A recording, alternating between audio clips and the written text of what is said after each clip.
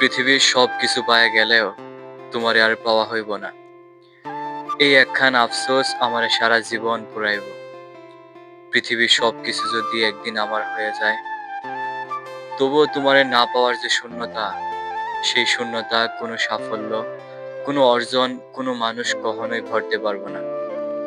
আমি হয়তো হাসবো, মানুষের ভিড়ে নিজেকে ঠিকই মানিয়ে নেব, কিন্তু বুকের ভেতর লুকিয়ে থাকবে একখান পুড়ে যাওয়া আফসোস। যে আফসোসের নাম শুধু তোমারই।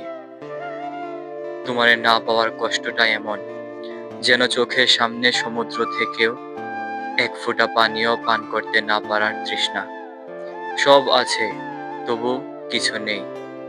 সময় বদলাবে, চুলে পাক ধরবে, জীবন থেমে থাকবে না, কিন্তু এই আফসোসটা থামবে না কোনোদিন।